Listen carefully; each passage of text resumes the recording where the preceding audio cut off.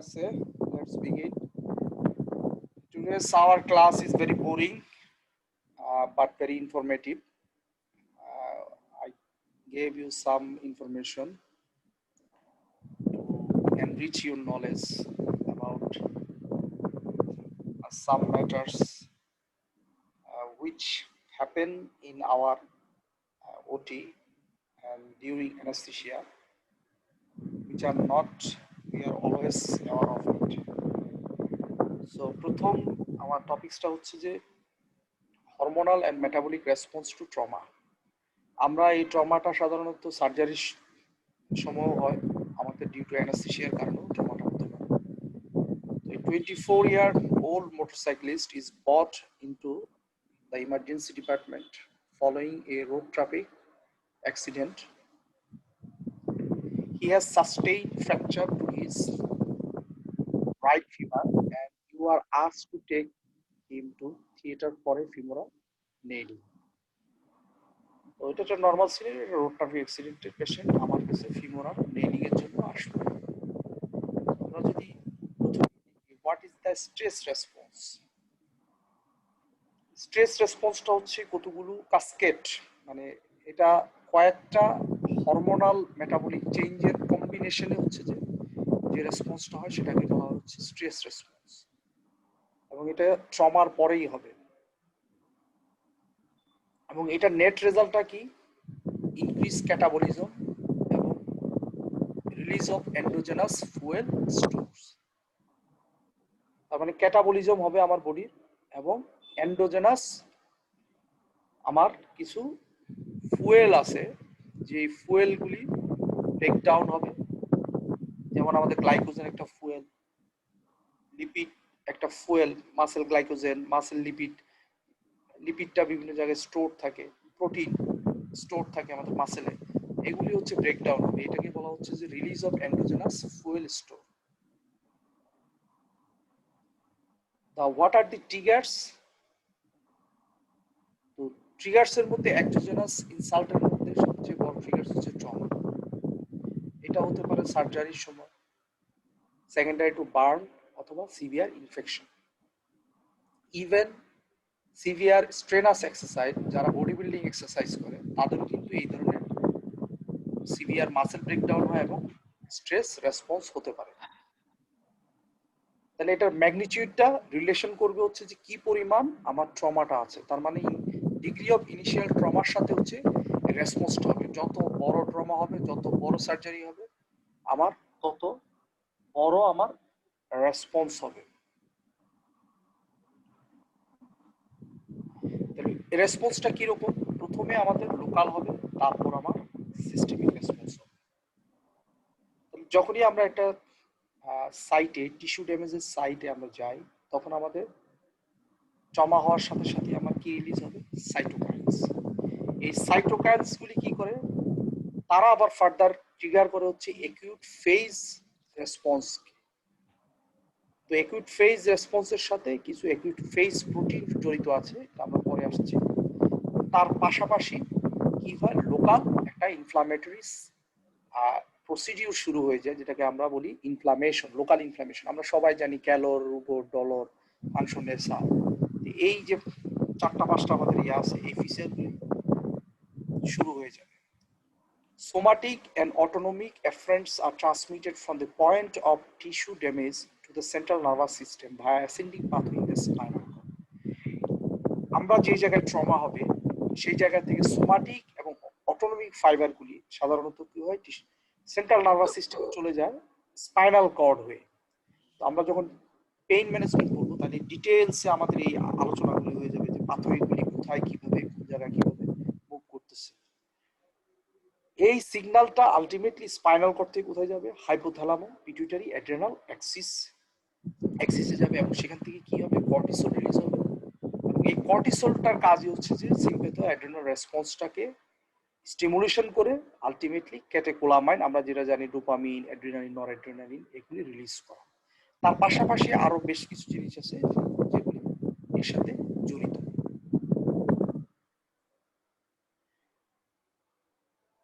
তো সাধারণত আমার এই স্ট্রেস রেসপন্সটা কি করে, ইনক্রিজ করে, আমরা আগে আলোচনা করেছি, এটা ক্যাটাবলিজম করে, মানে ব্রেকডাউন করে, প্রোটিন ব্রেকডাউন করে, ফ্যাট ব্রেকডাউন করে, গ্লুকোজ ব্রেকডাউন করে, এবং কি করে এটা এন্ডোজেনাস আমাদের যে এনার্জি স্টোর বা সোর্স আছে সেই সোর্সটাকে এটা ভাঙা শুরু করে। কারণ হচ্ছে যে তার প্রচুর এনার্জি লাগে, যখন স্ট্রেসে থাকে আমাদের প্রচুর এনার্জি লাগে, সেই এনার্জিটা আমাদের পাওয়ার জন্যই বডিতে এই এন্ডোজেনাস ফুয়েলটাকে ভাঙা হয় এবং ভেঙে আলটিমেটলি আমাদের গ্লুকোজের সরবরাহ করা হয়। তার পাশাপাশি আরো কি হয়, অ্যালডোস্টেরনের অ্যাক্টিভিটি বাড়ার কারণে ফ্লুইড রিটেনশন হয় এবং আমাদের ক্যাটেকোলামাইন রিলিজ হওয়ার কারণে সিম্পেথেটিক টোনটা ইনক্রিজ করে, heart rate, blood pressure, everything, force of contraction increase করে।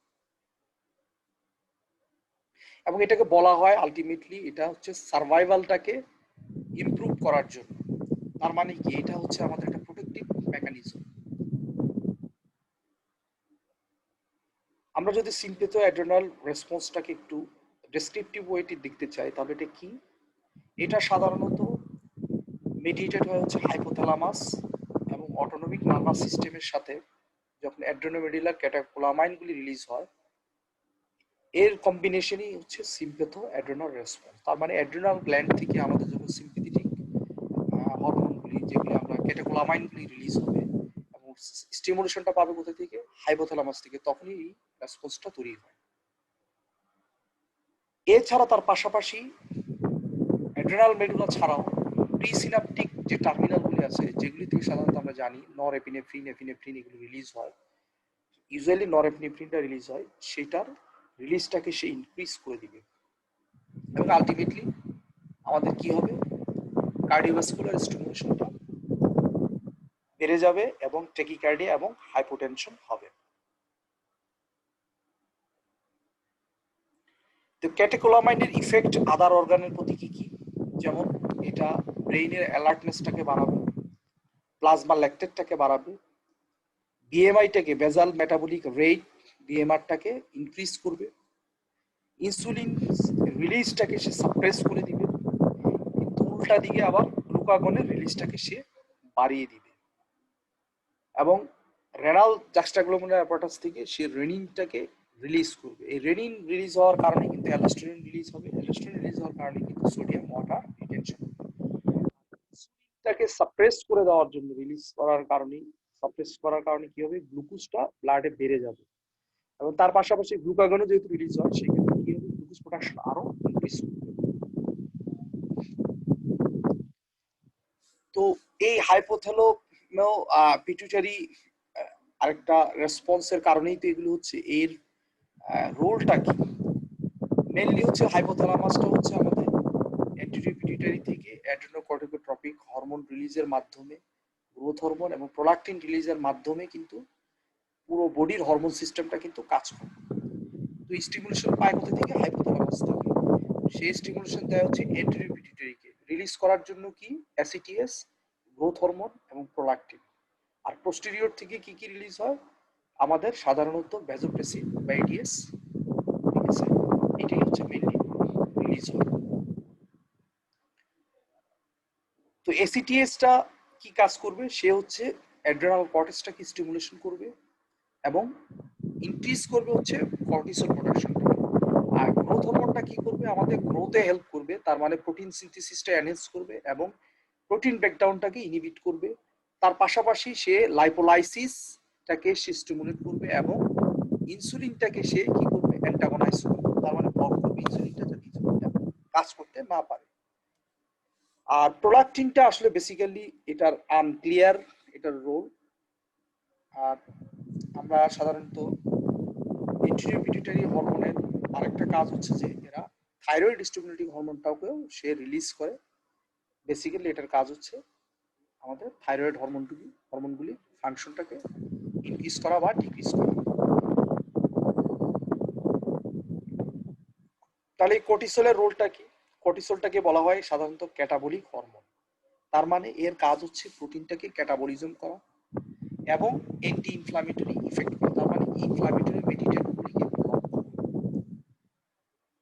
এছাড়া কর্টিসল অ্যান্টাগনাইজ করে কি, ইনসুলিনটাকে, যেহেতু বলছি আমরা এটা ক্যাটাবলিক হরমোন, এটা নেগেটিভ হরমোন, এটা গ্রোথ হরমোনটাকেও ইনহিবিট করে এবং দেয় সিটিএসটা রিলিজটা আমার প্রিভেনশন হয়।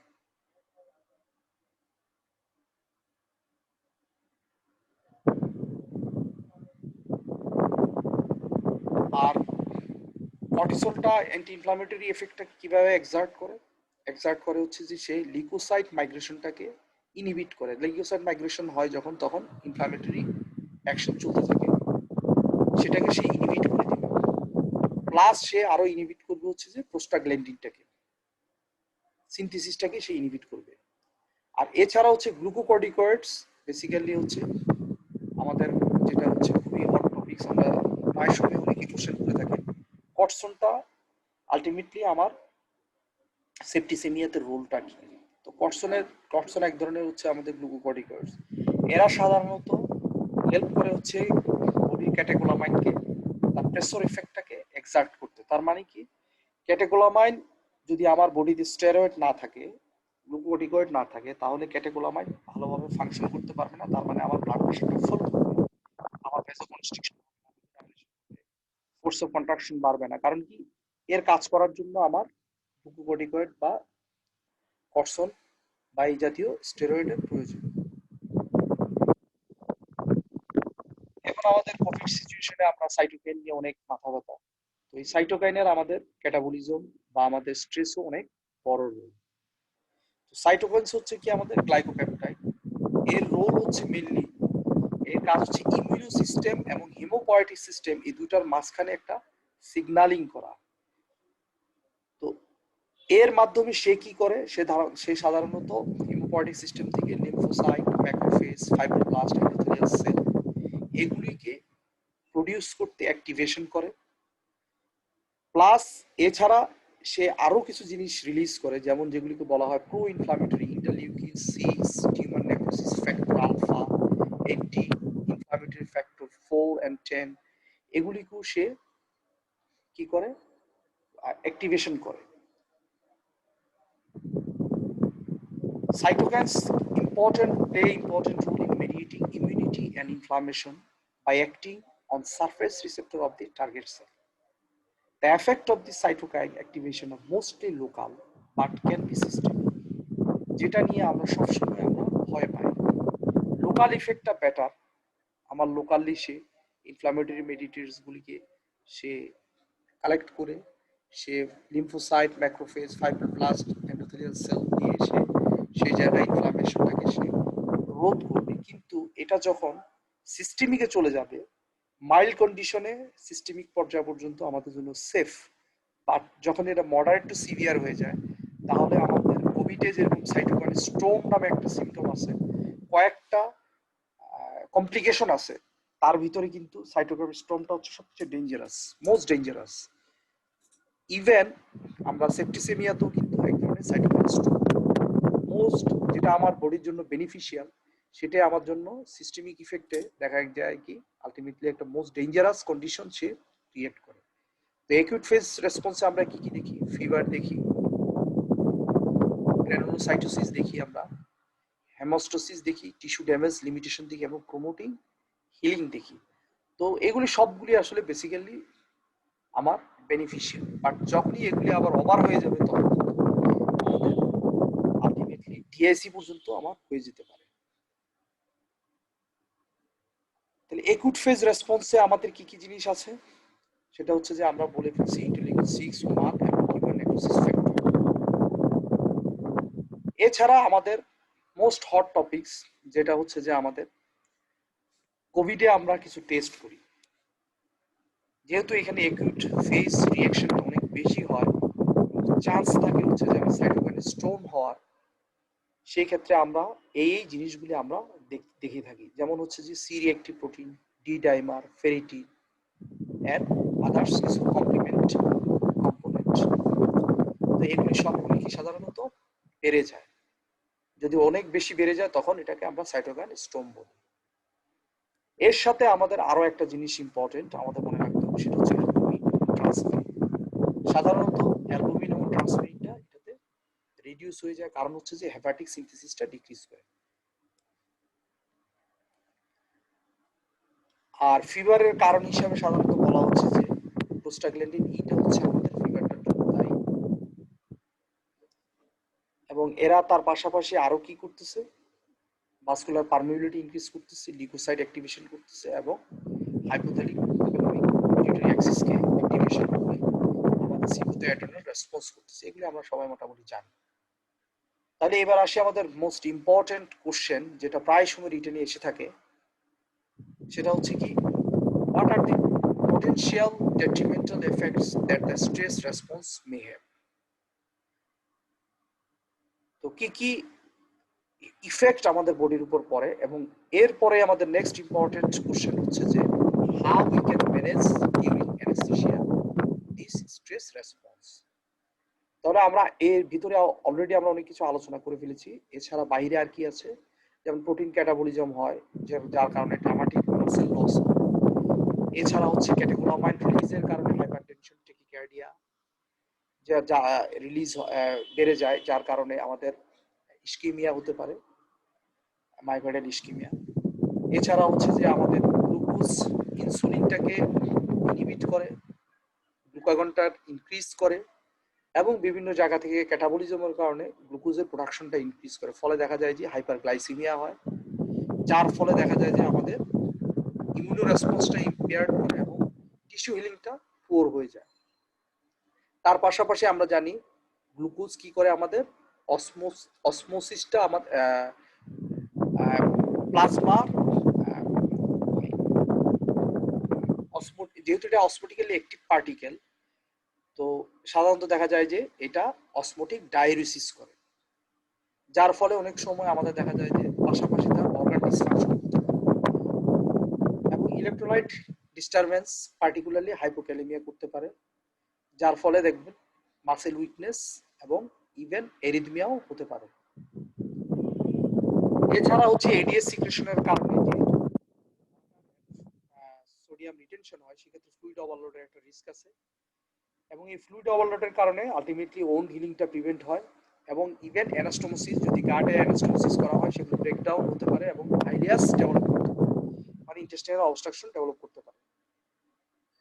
এছাড়া হচ্ছে আমরা আরো একটা জিনিস জানি যে এই ধরনের রিঅ্যাকশনে কি হয়, আমাদের প্রোকোয়াগুলেন্ট স্টেটটা ইনক্রিজ করে, ফলে কি হয়, কোয়াগুলেশনটা হওয়ার রিস্ক বাড়ে, ডিভিটি পালমোনারি এম্বোলিজম হওয়ার রিস্ক অনেক বেশি, ইভেন করোনারি এবং সেরিব্রাল ইস্কিমিয়াও হতে পারে, যেটা আমাদের কোভিডও ঘটে থাকে। এছাড়া হচ্ছে কি, গ্যাস্ট্রোইন্টেস্টাইনাল মোটিলিটিটা ডিক্রিজ করে, যার ফলে দেখা যায় কি নরসিয়া, ভমিটিং, ডায়রিয়া, কনস্টিপেশন, এই ধরনের প্রবলেমগুলি ডেভেলপ করে। আর লাস্ট ওয়ান হচ্ছে যে আমাদের ইমিউনো সাপ্রেশন করে, যার ফলে আমাদের পুরো রিলিং হয় এবং নজোকোমিয়াল ইনফেকশনের চান্সটা বেড়ে যায়। তো অ্যানেস্থেটিস্টদের জন্য এটা সিগনিফিকেন্সটা কি? তো সিগনিফিকেন্স হচ্ছে যে আমরা মেজরিটি অফ দ্য পেশেন্ট আমরা ডিল করি হচ্ছে অপারেশন থিয়েটারে। যদি ইলেকটিভ সার্জারি হয়, সেই ক্ষেত্রে আমরা আমরা ডিটেক্ট করতে পারি আমরা স্ট্রেস রেসপন্সটা। যদি ইমার্জেন্সি সার্জারি হয়, সেই ক্ষেত্রে আমাদের প্রেডিকশনটা ডিফিকাল্ট হয়ে যায়, কারণ হচ্ছে যে তার ইমার্জেন্সি সার্জারির আগে তার হিমোডাইনামিক কন্ডিশনটা বা ক্যাটাবলিজমের কন্ডিশনটা কিন্তু অল্টার্ড থাকে, ইমার্জেন্সি অপারেশনে অপটিমাইজ থাকে না, ফলে আমরা আগের কন্ডিশনের সাথে অপারেশনের সময় কন্ডিশনটা আমরা কোরিলেট করতে পারি। কিন্তু বাট একটা রুটিন পেশেন্ট যদি হয়, সেক্ষেত্রে আমরা পেশেন্টটাকে একটা ব্যালেন্স, একটা ভালো কন্ডিশনে দেখি, যার ফলে দেখা যায় কি আমরা অপারেশনের সময় হার্ট রেট বাড়ে বা কমে, অথবা ব্লাড প্রেশার ইনক্রিজ বা ডিক্রিজ, অথবা ব্লাড সুগার বাড়লে আমরা এটা ম্যানেজ করাটা আমাদের জন্য ইজি। যেটা আমাদের ইম্পর্টেন্ট কোশ্চেন, যে আমরা কিভাবে এই স্ট্রেস রেসপন্সটাকে আমরা, তো ডিউরিং অ্যানাস্থেসিয়া আমরা এই রেসপন্সটাকে আমরা মডুলেট করতে পারি। যেমন আগে একটা ড্রাগ ইউজ করতো ইটুমিডেট, বিশেষ করে কার্ডিয়াক ওটিতে। এই ইটুমিডেটটা হচ্ছে সাধারণত কর্টিসলের যে মেইন সোর্স, যে কর্টিসল প্রোডাকশনের, যে 11 বিটা হাইড্রক্সিলেজ, এই 11 বিটা হাইড্রক্সিলেজটাকে ইনহিবিট করে হচ্ছে ইটুমিডেট। ফলে দেখা যায় যে আর কর্টিসল প্রোডাকশনটা হতে পারে না। ফলে দেখা যায় যেত কি একটা সিঙ্গেল ডোজ ইটুমিডেটে 8 আওয়ার্স পর্যন্ত আমরা এই সাপ্রেশনটা পেতাম। তবে এই ইন্টারমিডিয়েটটা ইউজটা কমে গেছে, কারণ দেখা গেছে কি ইন্টেন্সিভ কেয়ার পেশেন্টে এই কর্টিসল প্রোডাকশনটা ডিক্রিজ করার জন্য ইন্টারমিডিয়েটটা ব্যবহার করা হতো ইনফিউশনে, কিন্তু দেখা গেছে কি আলটিমেটলি এই রেসপন্সটা কমে যায়, কিন্তু পেশেন্টের আদার্স প্রোটেক্টিভ যে মেকানিজমগুলি আছে বডি সেগুলি আবার ইমপ্রুভ করে না, ফলে দেখা যায় কি আলটিমেটলি মর্টালিটিটা পেশেন্টের ইনক্রিজ করে। সেজন্য এটা অ্যাভয়েড করা হয় এখন।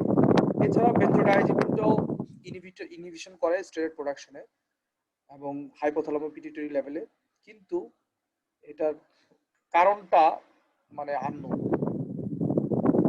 এটা অনেকটা থিওরিটিক্যাল বেসিস। এরপরে আমরা যে ড্রাগটা ইউজ করে থাকি ক্লোনিডিন, এটা খুবই চমৎকার একটা ড্রাগ। এটা সাধারণত সিম্পথি অ্যাড্রেনাল এবং কার্ডিওভাস্কুলার কমপ্লিট রেসপন্সটাকে সে ডিক্রিজ করে।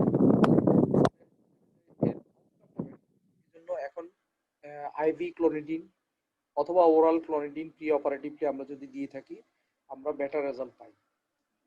এছাড়া হচ্ছে আমরা হাই ডোজে আমরা ওপিওয়েড ইউজ করতে পারি, যেমন কার্ডিয়াক সার্জারিতে হাই ডোজে ওপিওয়েড ইউজ করা হয়, ওপিওয়েড বেসড ইন্ডাকশন করা হয় এই স্ট্রেস রেসপন্সটাকে প্রিভেন্ট করার জন্য। এছাড়া হচ্ছে আমরা ইনজেক্টেবল ডোজেও আমরা ওপিওয়েড দিতে পারি, এটা সাধারণত এসিটিএসটাকে রিলিজ করবে, ব্লক করবে এবং আলটিমেটলি ওই যে আমাদের কর্টিসলটা কর্টিকোট্রপিক রিলিজিং হরমোনটাকে বন্ধ করে দিয়ে আমার এই স্ট্রেস রেসপন্সটাকে স্টপ করবে। সাধারণত আলফেন্টানিলটা ইউজ করা হতো অ্যাবডোমিনাল সার্জারিতে, কিন্তু দেখা গেছে কি লার্জ ডোজে আমরা যদি দেই এই আলফেন্টানিল দিই ফেন্টানিল দিই যেটাই দিই, পোস্ট অপারেটিভলি রেসপিরেটরি ডিপ্রেশনের একটা রিস্ক থেকেই যায়। ফলে সাধারণত দেখা যায় যে আমরা নর্মাল সার্জারিগুলিতে এই হাই ডোজ অফ ওপিওয়েডটা আমরা ইউজ করি না, কারণ হচ্ছে যে আমাদের রিকভারিটা পুয়ার হয়। সাধারণত কার্ডিয়াক সার্জারিতে বা বড় কোনো সার্জারিতে যেখানে পোস্ট অপারেটিভ ভেন্টিলেশনের সুযোগ আছে সেই ক্ষেত্রেই শুধুমাত্র এই হাই ডোজের ওপিওয়েডটা ইউজ করি। তাহলে আমরা যেটা করতে পারি সেটা হচ্ছে যে যদি অ্যাবডোমিনাল বা থোরাসিক সার্জারি হয় সেই ক্ষেত্রে আমরা রিজনাল অ্যানাস্থেসিয়াটা আমরা চয়েস করতে পারি ফর অ্যানালজেসিয়া। এবং এই অ্যানালজেসিয়ার সবচেয়ে বেশি বেনিফিট কি, এটা হচ্ছে হাইপোথ্যালামিক পিটুইটারি অ্যাক্সিসটাকে ব্লক করে এবং বোথ এফারেন্ট এবং ইফারেন্ট দুটোই সে ব্লক করে। এফারেন্টটা ব্লক করে হচ্ছে হাইপোথ্যালামাসে, আর ইফারেন্টটা ব্লক করে হচ্ছে লিভার, অ্যাড্রেনাল, প্যানক্রিয়াস। মানে প্যানক্রিয়াস থেকে আমরা সাধারণত জানি যে গ্লুকাগনটা রিলিজ হয়, এটাকেও ব্লক করে। অ্যাড্রেনাল গ্ল্যান্ড থেকে সিম্পথি অ্যাড্রেনাল রেসপন্স, লিভার থেকেও তো আমরা অ্যালবুমিন থেকে শুরু করে ড্রাগ কিছু কিছু লিকুইড ফেসিলিটি কিন্তু লিভার রিলিজ করে, তো সেগুলিকেও সে ব্লক করে। কিন্তু যেটা ব্লক করা যায় না সেটা হচ্ছে সাইটোকাইন রেসপন্সটা, কারণ হচ্ছে যে এটা রেসপন্সটা স্টিমুলেশন হয় হচ্ছে লোকাল টিস্যুতে। সেই ক্ষেত্রে আমরা যেটা করতে পারি, লোকাল টিস্যুতে যদি আমি ইনফিল্ট্রেশন করি বা লোকাল টিস্যুতে যদি আমি নার্ভ ব্লক করি সেই ক্ষেত্রে এই রেসপন্সটা আমরা প্রিভেন্ট করতে পারবো।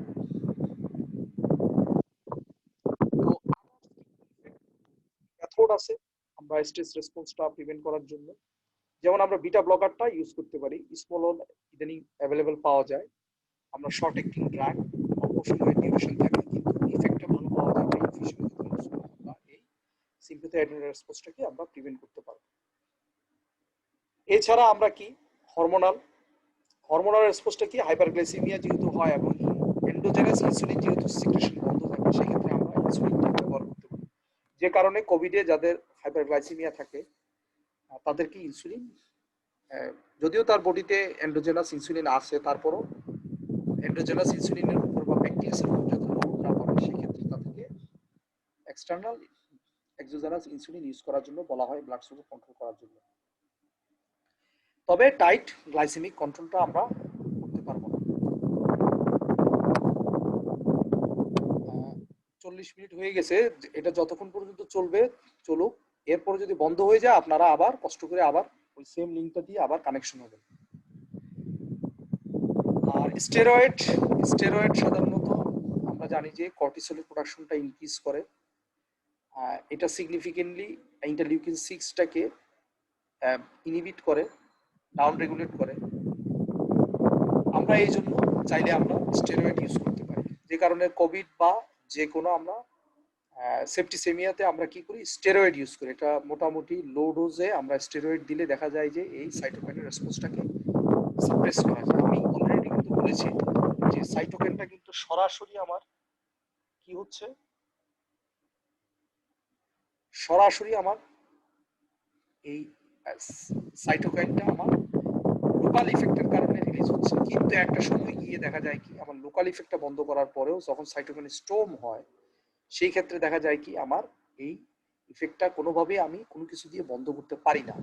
সেই ক্ষেত্রে আমরা যদি স্টেরয়েডটা ইউজ করি তাহলে আমরা সেটা বেনিফিট পাবো। তবে আমাদের সার্জারির ক্ষেত্রে যেটা রিস্ক সেটা হচ্ছে যে আমাদের ওন্ড ইনফেকশন বা ওন্ড ব্রেকডাউন হওয়ার একটা রিস্ক থাকে। আর সার্জিক্যাল টেকনিকে আমরা কি করতে পারি, যদি আমরা লেস ইনভেসিভ সার্জিক্যাল টেকনিক যেখানে আমাদের ল্যাপারোস্কোপিক পসিবল, আমরা যদি ল্যাপারোস্কোপিক সার্জারিগুলি করি অথবা স্মলার ইনসিশন দিয়ে যদি সার্জারি করা যায় সেই ক্ষেত্রে আমাদের ডিসচার্জটা কম হবে, সাইটোকাইন রিলিজটা কম হবে। আর নিউট্রিশনের ক্ষেত্রে বলা আছে যেটা এন্টারাল ফিডিংটাকে যদি আমরা এনকারেজ করি সেই ক্ষেত্রে দেখা যায় যে এই পেশেন্টগুলি ক্রিটিক্যালি ইল পেশেন্টগুলি আমাদের রিকভারিটা অনেক ইমপ্রুভ করে। এছাড়া হচ্ছে যে আমরা ইমিউনো নিউট্রিশন বলতে যেগুলি ইমিউনিটি ইনক্রিজ করে এই ধরনের আমরা ফুড বা ড্রাগ আমরা দিতে পারি, যেমন glutamine, arginine, omega 3 fatty acid যেসব ফুডে আছে এগুলি আমরা দিতে পারি, অথবা আমরা এগুলি অ্যাজ এ ড্রাগও আমরা দিতে পারি। এছাড়া হচ্ছে যে আমরা টেম্পারেচার কন্ট্রোল করি। আমরা জানি যে হাইপারথার্মিয়া আলটিমেটলি আমাদের মেটাবলিক রেসপন্সটাকে ইনক্রিজ করে। আমরা যদি পেরি অপারেট পিরিয়ডে যদি নর্মোথার্মিয়াটা আমরা ম্যানেজ করতে পারি, টেম্পারেচারটা যদি নর্মাল রাখতে পারি সেই ক্ষেত্রে আমাদের বেটার আউটকাম আমরা পাবো। এবার আমরা আসি আমাদের নেক্সট হচ্ছে এন্ডোক্রাইন ডিজিজে আমাদের পিটুইটারি টিউমার। একটা পিটুইটারি টিউমার নিয়ে যখন পেশেন্ট আসে আমরা কি কি প্রেজেন্টিং ফিচার্স পাই। পিটুইটারি টিউমারে সাধারণত অ্যাপ্রক্সিমেটলি 10 থেকে 15% ইন্ট্রাক্রেনিয়াল যত টিউমার আছে এবং এদের ভিতরে মেজরিটি হচ্ছে আমার বিনাইন বিনাইন এডিনোমা এবং anterior portion of the gland. এবং এই টিউমারগুলি অ্যাক্টিভলি মোস্ট কমনলি হচ্ছে প্রোলাক্টিন করে 30% টিউমার, গ্রোথ হরমোন করে 20%, এসিটিএস করে অ্যাপ্রক্সিমেটলি 15%। এবং there can be decreased or absent hormone secretion resulting in clinical picture of hypopituitarism.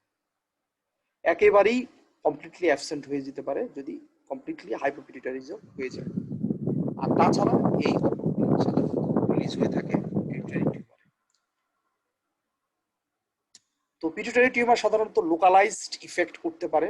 যদি এটা অনেক বেশি বড় হয়ে যায় তাহলে যেহেতু এটা ইন্ট্রাক্রেনিয়াল,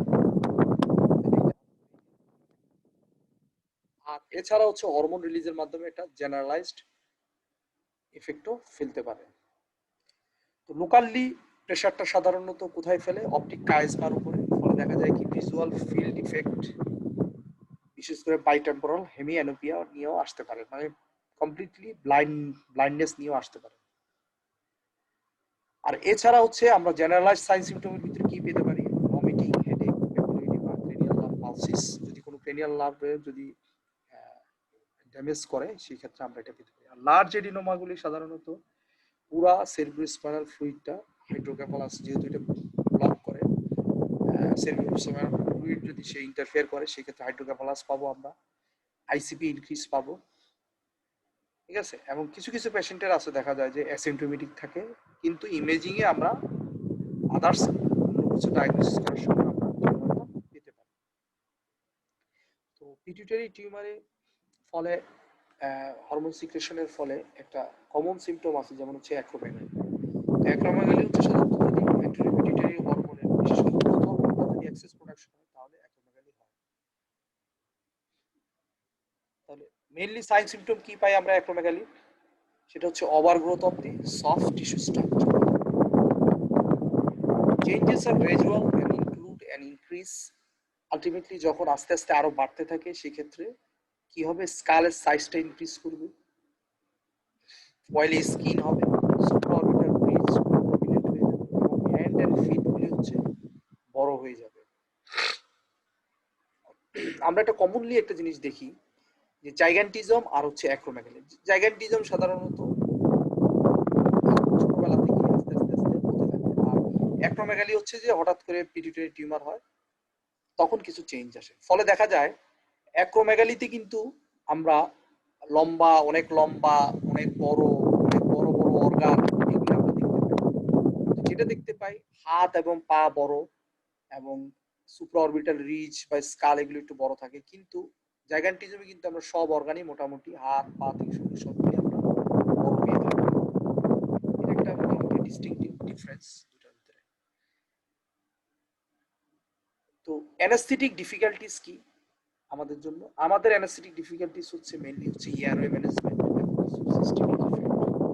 তো সাধারণত এই ধরনের পেশেন্টগুলি অবস্ট্রাকটিভ স্লিপ অ্যাপনিয়া হিস্ট্রি থাকতে পারে। এটাকে আমাদের হিস্ট্রিতে পাবো হচ্ছে আমরা স্নোরিং, স্লিপ ডিস্টারবেন্স পাবো এবং ডে টাইম তার somnolence বা টায়ার্ডনেস পাবো। তো এই ফিচারগুলি আমরা যদি পাই তাহলে আমরা তার অবশ্যই ডিফিকাল্ট এয়ারওয়ের অ্যাসেসমেন্টগুলি আমরা করে নিব এবং পোস্ট অপারেটিভ এয়ারওয়ে অবস্ট্রাকশনের যে রিস্ক আছে সেটাও আমরা অ্যাসেসমেন্ট করে পরবর্তীতে আমাদের ম্যানেজমেন্ট বা আমাদের প্রিপারেশন থাকতে হবে। তো এয়ারওয়ে প্রবলেমটা সাধারণত কেন হয়ে থাকে? কারণ হচ্ছে যে সফট টিস্যুগুলি হাইপারট্রফি হয়ে থাকে, বিশেষ করে আমাদের টাং, সফট প্যালেট এগুলি যদি লার্জ হয়ে যায় আলটিমেটলি এয়ারওয়ে কি হয়ে যাবে, ন্যারো হয়ে যাবে। প্লাস হচ্ছে আমরা লেরিঙ্গোস্কোপি করার সময় আমাদের জন্য ডিফিকাল্টিস হবে। এছাড়া দেখা যায় যে 4/1 পেশেন্টের আমাদের কি পাওয়া যায়, থাইরয়েড গ্ল্যান্ডটাও আমাদের এনলার্জ পাওয়া যায়, এটার কারণেও এয়ারওয়েটা কম্প্রোমাইজ হতে পারে। এছাড়া হচ্ছে আমাদের ম্যান্ডিবল এনলার্জ হয়ে যায়। তো এই ফিচারটা সাধারণত আসে জিজ্ঞাসা করে কি কি অ্যানাটমিক্যাল চেঞ্জ আসে। তো এইটা আমাদের ভালোভাবে মনে রাখতে হবে। ফেশিয়াল স্ট্রাকচার হচ্ছে যে আমরা বড় অনেক ব্যাক মাস ভেন্টিলেশন করার জন্য আমাদের ডিফিকাল্টিস হয়, এই জন্য বড় ফেস মাস্ক লাগে আমাদের এবং সাধারণত ওরোফেরিঞ্জিয়াল এয়ারওয়ে দেওয়া লাগবে। তো লেরিঙ্গোস্কোপির জন্য সাধারণত বলা হয় যে একটা লং ব্লেড, সবচেয়ে বড় যে ব্লেডটা আছে আমরা সেই ব্লেডটা আমরা ইউজ করব এবং ভোকাল কর্ডের থিকেনিং থাকে এবং লেরিঞ্জিয়াল ওপেনিংটা সাধারণত ন্যারো থাকে। সেই ক্ষেত্রে আমরা যদি ডাইরেক্ট লেরিঙ্গোস্কোপি পসিবল না হয় আমরা ফাইবার অপটিক ইন্টিগ্রেশন বা লেরিঙ্গোস্কোপি আমরা যাব। তো সেটার জন্য আমাদের আগেই প্রিপারেশন থাকতে হবে। তো সিস্টেমিক ইফেক্ট কি অ্যাক্রোমেগালির? সাধারণত হচ্ছে কার্ডিয়াক এবং এন্ডোক্রাইন ইফেক্ট থাকে। তো এই পেশেন্টগুলি সাধারণত দেখা যায় যে সেকেন্ডারি হাইপারটেনশন থাকে এবং অনেকেরই আছে দেখা যায় যে ইসকেমিক হার্ট ডিজিজও থাকে, কার্ডিওমায়োপ্যাথি, কনজেস্টিভ কার্ডিয়াক ফেলুরও থাকতে পারে। তো আমরা প্রি অপারেটিভ কার্ডিয়াক অ্যাসেসমেন্ট করে নিব, এক্সামিনেশন এবং প্রয়োজনে আমরা ইলেকট্রোকার্ডিওগ্রাম বা ইকোকার্ডিওগ্রাফি পর্যন্ত আমরা করে দেখে নিব। যদি কারো ইসকেমিক হার্ট ডিজিজ বা লেফট ভেন্ট্রিকুলার ফেলুর থাকে তো সেক্ষেত্রে আমরা ইকোকার্ডিওগ্রাম এবং এনজিওগ্রাম দুটোই আমাদের করা লাগতে পারে এবং এই পেশেন্টকে আমাদের অবশ্যই ইলেকট্রিক সার্জারির আগে অপটিমাইজ করে তারপর সার্জারি করতে হবে। আর এন্ডোক্রাইন ফিচারের ভিতরে যেমন এরা হচ্ছে গ্লুকোজ ইনটলারেন্স থাকে, যে কারণে দেখা যায় কি এদের ডায়াবেটিস মেলাটাস এবং থাইরয়েড ডিসফাংশনটা কমন থাকে।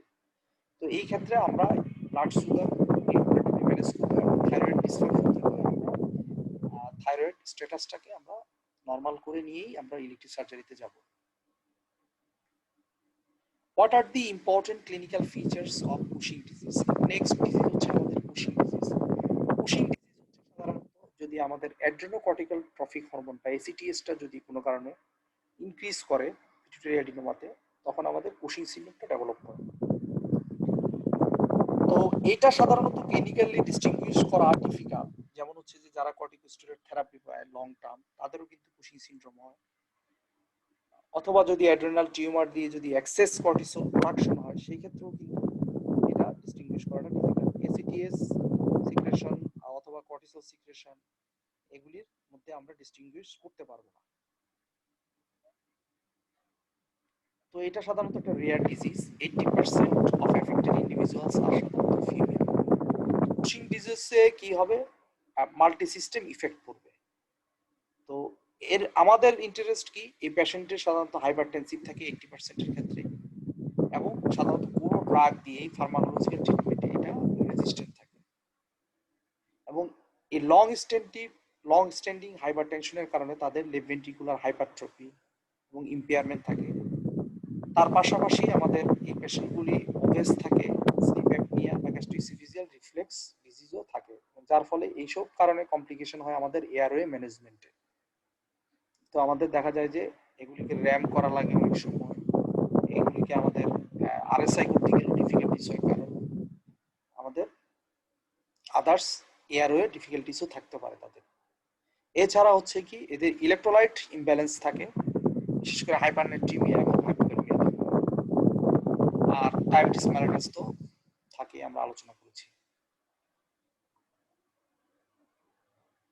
তাহলে এখন যদি আমরা সার্জারিতে আসি, একটা পিটুইটারি ইডিনোমাতে লিশনের সার্জারিতে আমাদের অ্যানাস্থেটিক কনসিডারেশনগুলি আমরা কি কি? তো সাধারণত আমরা এই অপারেশনগুলি নিউরোসার্জনরা করে থাকি, নিউরোসার্জিক্যাল প্রসিডিউর। আমরা নিউরোসার্জারি, নিউরো অ্যানাস্থেসিয়াতে কিছুটা আলোচনা করেছি যে পিটুইটারি অপারেশনগুলিতে কি কি করা হয়। এখানে আমরা একটা ব্রিফ ডিসকাশন আদার্স কিছু জিনিস নিয়ে আমরা আলোচনা করতেছি। তো সাধারণত এখানে আমাদের মূল টার্গেটটা কি থাকে অ্যানাস্থেসিয়াতে?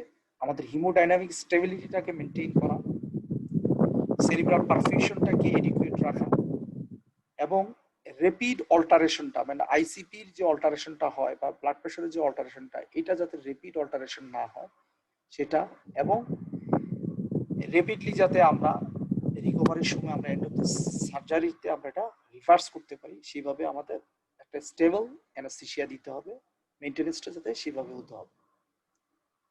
এছাড়া আমরা আর কি কি ইস্যুস কনসিডার করব, যেমন প্রি অপারেটিভ অ্যাসেসমেন্টে আসলে আমরা ফুল হিস্ট্রি নিব, এক্সামিনেশন নিব, আমরা কিছু অ্যাপ্রোপ্রিয়েট ইনভেস্টিগেশন নিব, যেটা এই টিউমারের কারণে হতে পারে, যে সমস্যাগুলি হবে সেই রিলেটেড আমাদের ইনভেস্টিগেশনগুলো করতে হবে। তো এইখানে ওভার প্রোডাকশনের কারণে সাইন সিমটম পাই সাধারণত আমরা কি কি? Raised intracranial pressure, visual disturbance, আমরা যদি টিউমারটা বড় হয়ে গিয়ে বাইলেটারাল অ্যানোপিয়া না অ্যানোপিয়া করে সেক্ষেত্রে। এছাড়া হচ্ছে যে হাইপোপিটুইটারিজম যদি থাকে, হাইপোপিটুইটারিজমের জন্য আমরা সাইন সিমটমগুলি পেয়ে থাকি। তার পাশাপাশি আমরা কি করব, তার পাস্ট মেডিকেল অ্যান্ড অ্যানাস্থেটিক হিস্ট্রিটাও আমাদের ফুললি এক্সপ্লোর করতে হবে। আর কোনো কোমরবিডিটি যদি থাকে সেটাও আমাদের বের করতে হবে, বিশেষ করে হচ্ছে যে কার্ডিওভাস্কুলার, রেসপিরেটরি, এই ধরনের কোমরবিডিটি যদি থাকে। এবং তার পাশাপাশি আমরা এন্ডোক্রাইন, যে বিশেষ করে হচ্ছে আমাদের ব্লাড সুগার এবং থাইরয়েড স্ট্যাটাসটা আমরা দেখে নিব। বিশেষ করে হচ্ছে যে অনেক সময় হাইপোপিটুইটারিজম বা ইয়াতে আমাদের হরমোন রিপ্লেসমেন্ট করা লাগতে পারে, সেক্ষেত্রে আমরা আগে থেকে দেখে নিলে আমরা হরমোন রিপ্লেসমেন্টটা প্রি অপারেটিভলি করে নিতে পারবো। তো নিউরোসার্জিক্যাল সার্জারিতে আমরা যে প্রোটোকল, মানে আইসিপি ম্যানেজ করার জন্য যে প্রোটোকল আমরা ম্যানেজ করে থাকি, সেই প্রোটোকলই আমরা এখানে ইউজ করব। আর সার্জারিটা সাধারণত আমরা কি করি, এটা দুটো প্রসিডিউরে করা হয়। সবচেয়ে কমনলি এখন যেটা করা হয়, যদি টিউমার সাইজটা ছোট থাকে সেক্ষেত্রে আমরা ট্রান্সফেনোডাল অ্যাপ্রোচে আমরা আগাই। আর যদি সাইজটা বড় হয় সেক্ষেত্রে আমরা ফ্রন্টাল ক্রেনিওটমি দিয়ে আমরা করি। ট্রান্সফেনোডাল অ্যাপ্রোচটা হচ্ছে যে খুবই একটা লেস ইনভেসিভ প্রসিডিউর। তো এই ক্ষেত্রেও আমাদের সেম নিউরো অ্যানেস্থেসিয়া যেই প্রোটোকলগুলি আছে সেগুলি আমরা মেনটেন করব। এখানে স্পেশালি যেটা হয়, ট্রান্সফেনোডাল অ্যাপ্রোচে আমাদের ব্লিডিং হয়, নেজাল ব্লিডিং হয়, সেই ক্ষেত্রে আমাদের ওরাল একটা প্যাক দিয়ে নিতে হবে, যাতে ব্লাড বা ডেব্রিস আমাদের ট্রাকিয়া বা ইসোফেগাস দিয়ে নিচের দিকে না চলে যায়। তার পাশাপাশি আমরা ভ্যাজোকনস্ট্রিক্টর এজেন্ট আমরা ইউজ করতে পারি নেজাল মিউকাসেতে, যাতে এটা ব্লিডিংটা রিডিউস করে।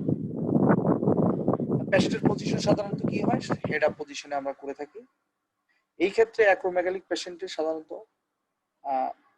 নার্ভ কম্প্রেশন সিনড্রোম হতে পারে ডিউ টু পজিশন এবং প্যাডিং এর কারণে। তো আমরা যেহেতু এগুলো অনেক লার্জ হ্যান্ড থাকে, লার্জ ফিট থাকে, আমরা আগে আলোচনা করেছি, তো তাদের যদি কোনো কারণে আমরা এটা কোনো কারণে বেডের ফাঁকে আমার হাত বা পা পড়ে যায়, অথবা আমার ঠিকমতো যদি পেডিং না হয়, সেক্ষেত্রে এদের কিন্তু নর্মাল পেশেন্টের থেকে অনেক বেশি নার্ভ কম্প্রেশন হওয়ার চান্স থাকে।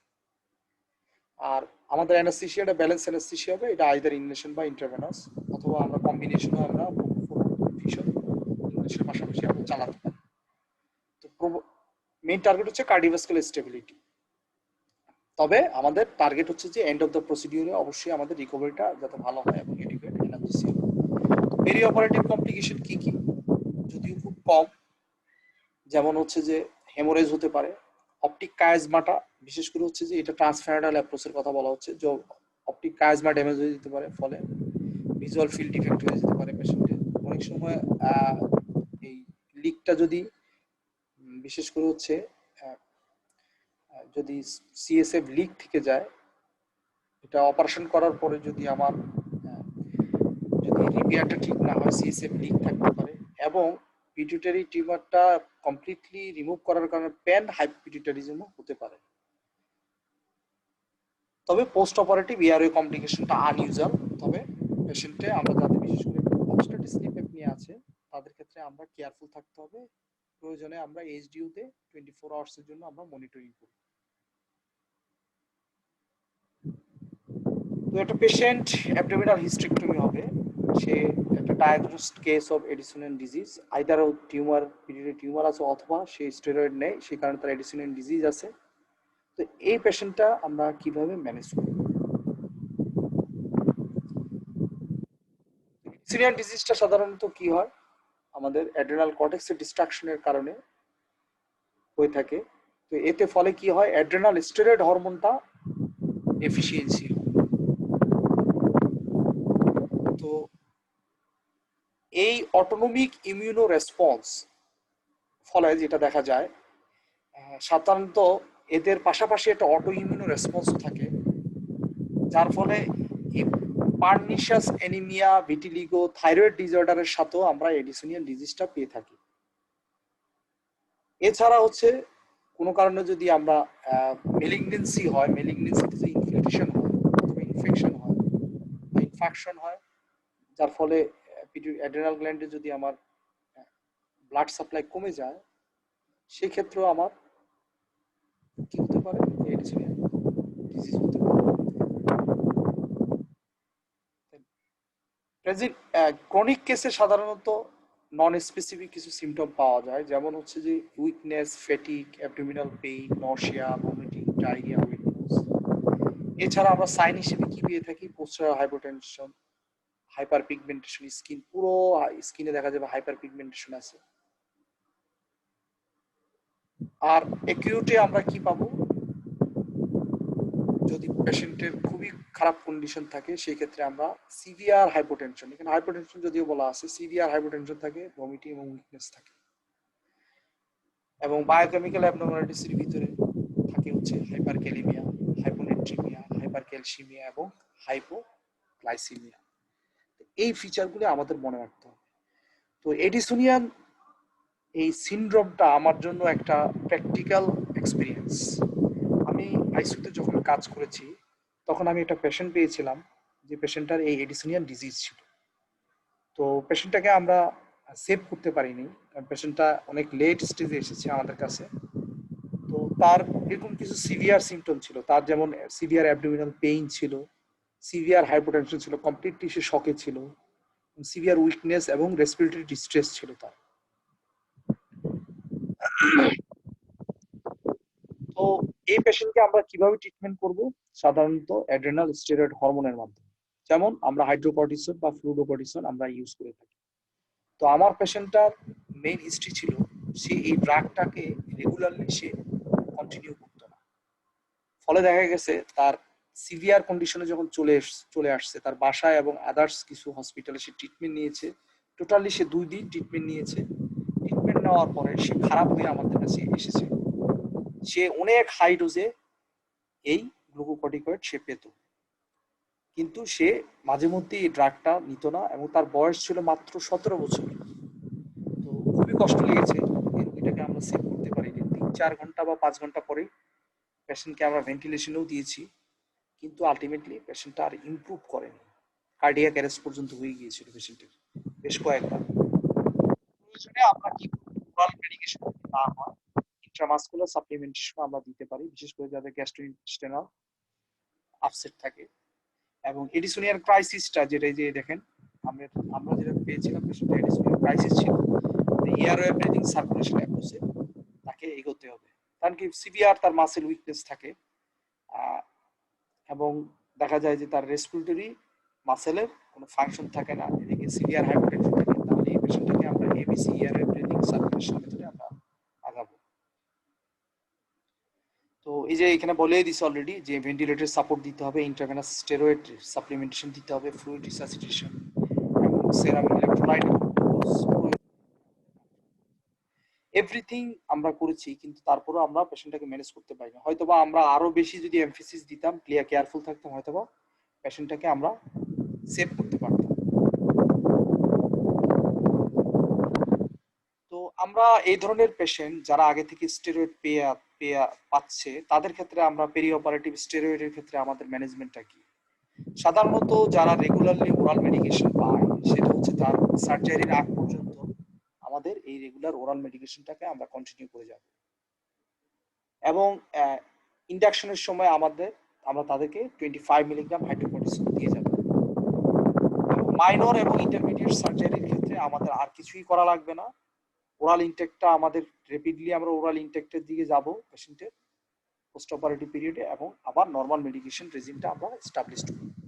আর মেজর সার্জিক্যাল প্রসিডিউরে যেহেতু লম্বা সময় ধরে হয়, প্লাস হচ্ছে পোস্ট অপারেটিভ পিরিয়ডেও সে এনপিও থাকে, সেই ক্ষেত্রে আমরা 50 মিলিগ্রাম হাইড্রোকর্টিসন আমরা 6 আওয়ার ইন্টারভ্যালে আমরা দিয়ে থাকবো।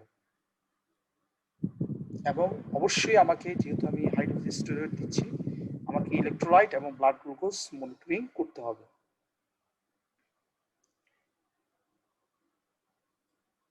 তো আজকে এই পর্যন্তই থাক। আজকে পরে আমরা ইলেকট্রোলাইট নিয়ে আমরা আলোচনা করব।